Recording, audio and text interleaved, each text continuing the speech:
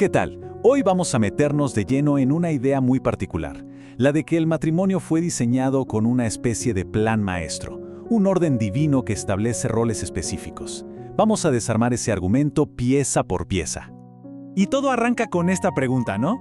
¿Y si el matrimonio de verdad viniera con un manual de instrucciones divino? Bueno, según la perspectiva que vamos a analizar, la respuesta es un sí y bastante rotundo. A ver, lo que vamos a hacer aquí es desempacar este argumento teológico, entender cómo se construye, cuáles son sus bases, siempre basándonos en el material de origen. Así que veamos cómo se desarrolla todo esto. Muy bien, esta es la hoja de ruta. Empezamos con la idea de un plan divino. Luego, y pongan atención a esto, nos metemos con algo llamado la gramática de la autoridad. De ahí saltamos al rol inmutable de la jefatura, los dos mandatos clave de amar y respetar, vemos cómo el orden de la creación sostiene todo y terminamos con el choque inevitable entre este diseño antiguo y nuestro mundo moderno.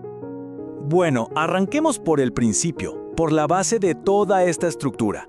La idea de que existe un plan divino, un orden ya establecido para el matrimonio. Y la fuente lo pone así de claro. El matrimonio fue diseñado por Dios, pero Dios estableció ese diseño bajo un orden. Cuando nosotros nos vamos en contra de ese orden, ahí es donde vienen los problemas. Esa palabra orden es la pieza fundamental de todo este rompecabezas. Y ahora, llegamos a lo que podría ser la parte más inesperada. La herramienta que, según esta visión, lo descifra todo. Y no es teología pura, es gramática. La gramática de la autoridad. Ok, esto es fascinante. Para que el argumento funcione necesitamos una mini lección de gramática. Hay que tener clara la diferencia entre dos cosas. El indicativo, que es simplemente decir lo que algo es. Por ejemplo, la silla es marrón. Y el imperativo, que es una orden, algo que se debe hacer, como cierra la puerta. Uno describe, el otro manda. Bien, con esa diferencia en mente, veamos cómo se aplica esto a un texto clave. Porque el marido es cabeza de la mujer, así como Cristo es cabeza de la iglesia. Esa palabrita es, según esta interpretación, lo cambia absolutamente todo. Y aquí es donde explota la idea central de la fuente. Ese es significa que el versículo es un indicativo. O sea, no es un mandato que le dice al esposo, «Hey, tienes que convertirte en la cabeza». Es una declaración de un hecho, de una realidad que según esta visión simplemente es. Entonces, si esto se presenta como una realidad fija, ¿qué consecuencias tiene? Bueno, eso nos lleva directamente a la idea de una jefatura inmutable, un rol de liderazgo que, desde esta perspectiva, es imposible de evitar. A ver, ¿qué quiere decir esto en la práctica?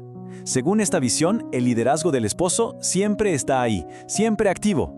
Ojo, puede ser un buen líder, amoroso, presente, o puede ser un líder terrible, negligente, ausente. Pero, y aquí está lo fuerte, incluso esa ausencia se interpreta como una forma de liderazgo, uno negativo, que marca a toda la familia.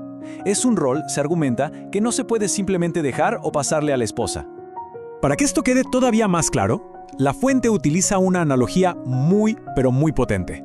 La vida de un esposo es como una pintura en vivo de la relación entre Cristo y la iglesia. La idea es que cada acción del esposo se convierte en una especie de declaración pública sobre cómo es Cristo. Un esposo amoroso estaría pintando un cuadro de un Cristo amoroso, pero, por otro lado, un esposo abusivo, según este argumento, estaría pintando un cuadro de un Cristo abusivo. Un infiel, un Cristo infiel. La responsabilidad vista así es gigantesca. Ok, ya vimos el indicativo, ¿verdad? La declaración de lo que es. Ahora vamos a pasar a los imperativos, es decir, los mandatos sobre lo que se debe hacer. Y esto nos lleva a dos conceptos centrales: amar y respetar. Y esto se resume en dos mandatos muy específicos. Por un lado, al esposo se le ordena amar de forma sacrificial. La lógica aquí es que esto combate una supuesta tendencia natural al egoísmo y al mismo tiempo llena la necesidad más profunda de la esposa, sentirse amada. Por otro lado, a la esposa se le ordena respetar el liderazgo del esposo. Y esto, según la fuente, combate una tendencia a querer tomar el control y satisface la necesidad primordial del hombre, sentirse respetado. Así que, como vemos, no son mandatos al azar. La idea es que están diseñados casi quirúrgicamente para crear un ciclo virtuoso que suple las necesidades básicas de ambos. Él necesita respeto, ella necesita amor, y el mandato de uno suple la necesidad del otro. Ok, pero ¿todo esto de dónde sale? ¿Cuál es el fundamento? Bueno, para encontrarlo tenemos que irnos al principio de todo, a lo que la fuente llama el orden de la creación. El argumento es que la secuencia de eventos en la creación no es ninguna casualidad. Repasemos. Primero se crea a Adán y se le da una misión. Segundo, Dios dice que no es bueno que esté solo. Tercero, y esto es clave, Eva es creada desde Adán. Y cuarto, es presentada a Adán. Para esta interpretación, el orden cronológico establece directamente el orden de autoridad.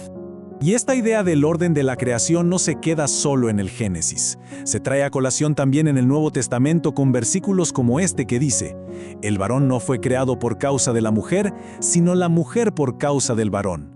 La fuente lo ve como una confirmación, un vínculo directo. Y claro, después de todo este recorrido, llegamos a la pregunta del millón. ¿Qué pasa cuando este diseño tan antiguo choca de frente con nuestro mundo moderno? Porque, seamos sinceros, el choque parece inevitable. Aquí, la fuente que analizamos es muy clara. Identifica un conflicto directo entre este orden bíblico y lo que llama feminismo moderno. El argumento que presenta es que esta corriente cultural ha provocado que los hombres se vuelvan más pasivos y que las mujeres sientan un impulso mayor a priorizar sus carreras por sobre el hogar. Y de nuevo, es crucial recordar que esta es la visión específica del material de origen que estamos desglosando. Así que todo esto nos deja con una reflexión final, ¿no? En un mundo donde las relaciones y los roles evolucionan constantemente, ¿qué lugar tiene un modelo que se presenta como fijo y antiguo? ¿Se trata de una guía eterna o de una reliquia de otra época? Esa pregunta sin duda sigue estando en el corazón de uno de los debates más intensos sobre el matrimonio en la actualidad.